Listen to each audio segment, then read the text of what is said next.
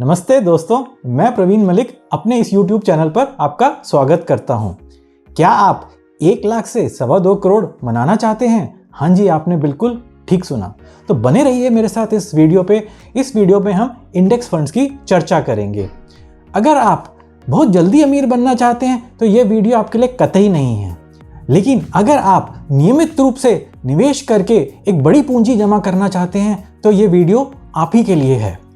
तो चलिए बिना किसी देरी के, बिना किसी विलंब के ये वीडियो शुरू करते हैं और इंडेक्स फंड्स के बारे में समझते हैं। अरे रुकिए, पहले आप एक पेपर और एक पेन अपने हाथ में ले लीजिए, क्योंकि इस वीडियो के अंत में मैं आपको एक होमवर्क देने जा रहा हूँ। हाँ जी, एक होमवर्क देने जा रहा हूँ और ये होमवर्क आपके लिए बहुत ही महत्वपूर्ण रहेगा। आप बिना किसी विलंब के, बिना किसी आलस के ये होमवर्क आज ही करिएगा। ये होमवर्क आपके लिए बहुत ही लाभकारी रहेगा। तो चलिए चर्चा आरंभ करते हैं और समझते हैं कि इंडेक्स फंड्स क्या होते हैं। लेकिन उससे पहले ये समझ लेते हैं कि इंडेक्स क्या होता है।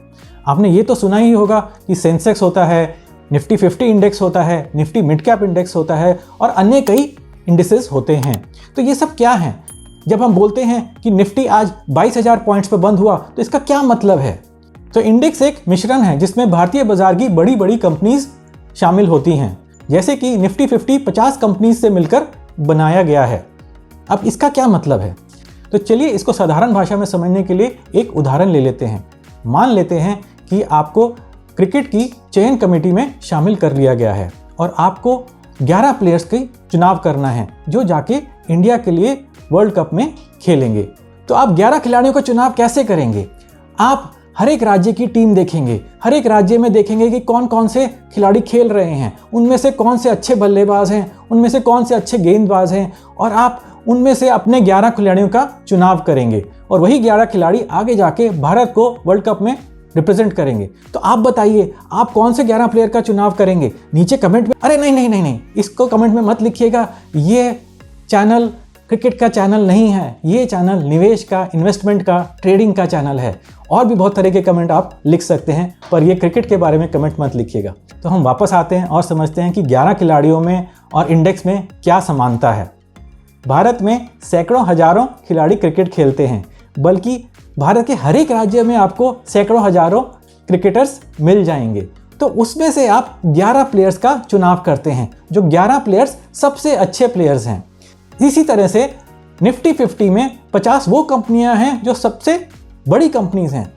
भारत की 50 दिग्गज कंपनीज हैं। तो चलिए लैपटॉप पे चलते हैं और इसको थोड़ा और विस्तार पूर्वक समझ लेते हैं। तो ये मैंने निफ्टी की वेबसाइट खोली हुई है, इसमें हम निफ्टी 50 के बारे में समझते हैं। इस वेबसाइट का लिंक मैंने नीचे डिस्क्रिप्शन में दे दिया है, आप उस लिंक को क्लिक करके दोबारा देख सकते हैं। तो निफ्टी 50 में 50 कंपनीज हैं और कई तरह की कंपनीज हैं। कुछ फाइनेंशियल सर्विसेज वाली हैं, कुछ इंफॉर्मेशन टेक्नोलॉजी वाली हैं, कुछ ऑयल एंड गैस वाली हैं। इसी तरह से कई अलग तरीके की कंपनीज हैं। हर एक सेक्टर की चुनिंदा कंपनीज निफ्टी 50 में आपको मिल जाएंगी। सबसे ज़्यादा वेटेज फाइनेंशियल सर्विसेज को दिया गया है, उससे कम वेटेज इंफॉर्मेशन टेक्नोलॉजी की कंपनीज का है और उससे कम ऑयल एंड गैस कंपनीज का है। तो चलिए देखते हैं किस तरह की फाइनेंशियल कंपनीज निफ्टी 50 में हैं। तो आप देखेंगे कि HDFC बैंक निफ्टी 50 में है, ICICI बैंक निफ्टी 50 में है। HDFC बैंक की वेटेज 13.52% है और ICICI बैंक की वेटेज 7.36% है। इसी तरह से अलग अलग बैंक्स की अलग अलग वेटेज है। चलिए इंफॉर्मेशन टेक्नोलॉजी कंपनीज भी देख लेते हैं। तो इन्फी मतलब इन्फोसिस इंडेक्स में शामिल है, TCS शामिल है, HCL टेक्नोलॉजीज शामिल है। भारत की सबसे बड़ी कंपनी भी निफ्टी 50 में है, वो ऑयल एंड गैस सेक्टर की है, रिलायंस। तो रिलायंस का वेटेज 9.2% का है। अगर आप जानना चाहते हैं कि इंडेक्स की 50 कंपनीज कौन कौन सी हैं तो आप यहां जाके पूरी सूची डाउनलोड कर सकते हैं। तो हमने ये समझ लिया कि इंडेक्स क्या है। अब जल्दी से ये समझ लेते हैं कि इंडेक्स फंड्स क्या हैं। तो इंडेक्स फंड्स आपसे पैसा इकट्ठा करते हैं और वो पूरी की पूरी रकम इन 50 कंपनियों में लगा देते हैं और वो रकम उसी अनुपात में लगाते हैं जिस अनुपात में इन कंपनीज की वेटेज है। तो जैसे हमने देखा कि रिलायंस की वेटेज 9% है, तो फंड अपनी पूरी रकम का 9% भाग रिलायंस में लगाता है। तो चलिए लैपटॉप पर वापस चलते हैं और इंडेक्स फंड को अच्छी तरह समझ लेते हैं। ये मैंने मनी कंट्रोल की वेबसाइट खोली हुई है, इसका लिंक आपको डिस्क्रिप्शन में मिल जाएगा। इसमें सारे के सारे इंडेक्स फंड्स हैं और उनकी पिछले कई वर्षों की परफॉर्मेंस भी है। जैसा कि हमने यहाँ पे 10 वर्ष की परफॉर्मेंस पे सॉर्ट कर दिया है, तो हम देख रहे हैं कि ICICI prudential Nifty next 50 index fund ने सबसे अच्छा रिटर्न दिया है 16.28% का। तो एक निफ्टी नेक्स्ट 50 का इंडेक्स फंड है। इससे नीचे आए तो ये LIC का फंड भी नेक्स्ट 50 का इंडेक्स फंड है। उससे नीचे आए तो ये बंधन का फंड निफ्टी 50 का इंडेक्स फंड है। तो इसको देख लेते हैं। तो बंधन के निफ्टी 50 इंडेक्स फंड ने पिछले 10 गत वर्षों में 14.45% का रिटर्न दिया है, जो बहुत ही एक अच्छा रिटर्न है। तो अगर हमको 14.45% का रिटर्न मिले और हम अपने नौकरी के पहले वर्ष में 1 लाख रुपए 1 साल की जमा पूंजी इंडेक्स फंड में लगाएं, तो 40 साल बाद वो पूंजी बढ़कर 2.25 करोड़ की हो जाएगी। आप ये कैलकुलेशंस एक एक्सेल शीट पे कर सकते हैं। मैंने एक ई बुक लिखी है जिसमें नए निवेशक के लिए 3 स्ट्रैटेजीज हैं। इंडेक्स फंड्स उसमें से एक स्ट्रैटेजी है। मैंने उस ई बुक का लिंक नीचे डिस्क्रिप्शन में छोड़ दिया है। आप उस लिंक को क्लिक करके ई बुक का पूरा विवरण ले सकते हैं। इन 3 स्ट्रैटेजीज को इस्तेमाल करके आप धीरे धीरे बहुत ही बड़ी पूंजी बना सकते हैं। चलिए अब जल्दी से ये समझ लेते हैं कि आप इंडेक्स फंड्स में निवेश कैसे करते हैं। तो चलिए वापस लैपटॉप पे चलते हैं और देखते हैं कि आप निवेश कैसे कर सकते हैं। यहाँ पे मैंने ज़ीरोधा की कॉइन वेबसाइट ओपन करी हुई है, जिसके ज़रिए आप म्यूचुअल फंड्स में, इंडेक्स फंड्स में निवेश कर सकते हैं। कॉइन की मोबाइल ऐप भी है जो आप गूगल प्ले स्टोर पे जाके डाउनलोड कर सकते हैं। चलिए जल्दी से देख लेते हैं कि आप कॉइन को यूज़ करके कैसे निवेश कर सकते हैं। अगर आपके पास ज़ीरोधा का अकाउंट नहीं है तो मैंने उसका लिंक नीचे छोड़ दिया है। आप आज ही जाके ऑनलाइन ज़ीरोधा का अकाउंट खोल सकते हैं। अगर आपके पास ज़ीरोधा का अकाउंट नहीं है और कोई ऐप है जिसके द्वारा आप म्यूचुअल फंड में निवेश कर सकते हैं, तो आप उसको इस्तेमाल करिए। चलिए वापस चलते हैं और देखते हैं कि कॉइन के ज़रिए आप म्यूचुअल फंड्स में, इंडेक्स फंड्स में कैसे निवेश कर सकते हैं। तो यहाँ पे हमने म्यूचुअल फंड्स ले लिया है और म्यूचुअल फंड में हम अब कई तरह के कैटेगरीज सिलेक्ट कर सकते हैं। तो यहाँ पे हम अदर सिलेक्ट करते हैं और अदर सिलेक्ट करने के बाद सब कैटेगरी में हम इंडेक्स फंड्स सिलेक्ट करते हैं। तो यहाँ पे आपको कई सारे इंडेक्स फंड्स मिल जाएंगे, जैसे कि UTI Nifty 50 index fund, HDFC index 50 plan और भी कई सारे इंडेक्स फंड्स हैं। तो अगर आप एक शुरुआती निवेशक हैं तो मेरा सुझाव यही रहेगा कि आप एक निफ्टी 50 के इंडेक्स फंड में निवेश करिए। तो आप अपने इंडेक्स फंड का चयन कर सकते हैं और उसके ऊपर क्लिक करके आप उसके बारे में पूरी जानकारी ले सकते हैं।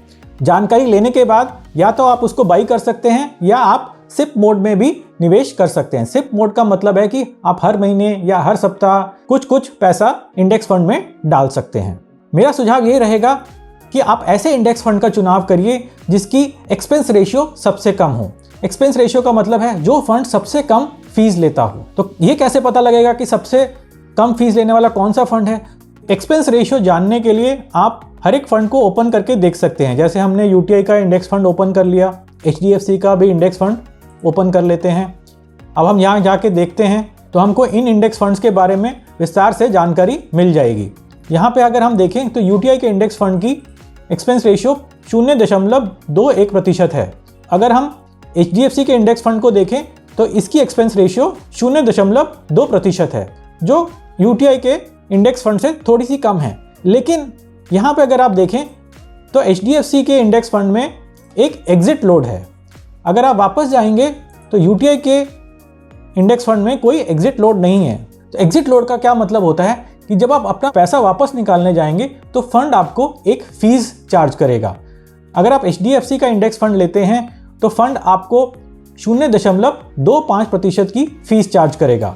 अगर आप UTI का इंडेक्स फंड लेते हैं तो आपको कोई फीस नहीं देनी पड़ेगी। तो एक्सपेंस रेशियो UTI की थोड़ी सी ज़्यादा है, लेकिन लगता है कि UTI का इंडेक्स फंड HDFC के इंडेक्स फंड से बेहतर है। इसमें आपको कम फीस देनी पड़ेगी। तो आपको यही देखना है, आप उस फंड का चुनाव करिए जहाँ पे एक्सपेंस रेशियो सबसे कम हो। तो चलिए इस वीडियो का अंत करते हैं और मैं आपको आपका होमवर्क दे देता हूँ। आपको ये बताना है कि सालाना अगर आप हर वर्ष 1 लाख रुपए की पूंजी इंडेक्स फंड में डालेंगे तो आपको 40 साल बाद कितना रिटर्न मिलेगा, आपकी कितनी पूंजी जमा हो जाएगी।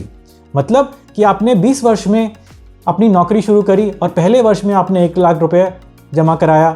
फिर आप 21 वर्ष के हुए, आपने 1 लाख रुपए और जमा कराया। फिर आप 22 वर्ष के हुए, आपने 1 लाख रुपए और जमा कराया। और आप यह करते गए जब तक आप 60 वर्ष के नहीं हुए, और 60 वर्ष में आपने रिटायरमेंट ले ली। तो अब बताइए कि 40 साल बाद जब आप वो फंड वापस लेंगे तो आपका कॉर्पस कितना हो जाएगा, आपकी पूंजी कितनी हो जाएगी। चलिए, ये होमवर्क नहीं था, इसका तो उत्तर मैं ही बता देता हूँ। आपकी पूंजी 17 करोड़ से भी ज़्यादा हो जाएगी। आपका आज का होमवर्क ये है कि आपको आज ही के दिन एक इंडेक्स फंड में निवेश करना है। जो भी पूंजी है आपके पास, चाहे वो 5,000 है, चाहे वो 1,000 है, चाहे 10,000 है, आपको आज ही के दिन इंडेक्स फंड में निवेश करना है। वो क्यों? क्योंकि सालाना आपकी पूंजी बढ़ती ही जाएगी। अगर आप विलंब करेंगे, आप देरी करेंगे तो आप ही को घाटा होगा। तो आप ये मत सोचिए कि आपको कौन सा इंडेक्स फंड लेना है। अगर आप चयन नहीं कर पा रहे हैं तो कोई बात नहीं, चाहे वो HDFC का हो, चाहे वो UTI का हो, चाहे वो ICICI का हो, कोई भी फंड ले लीजिए, लेकिन आपको निवेश आज ही करना है। आज मतलब आज, बिना किसी विलंब के, बिना किसी आलस के, आज ही आपको निवेश करना है। ये आपके लिए ही लाभकारी रहेगा। तो चलिए, बने रहे इस चैनल पे ऐसे ही ज्ञानवर्धक वीडियोस के लिए। नमस्ते और धन्यवाद।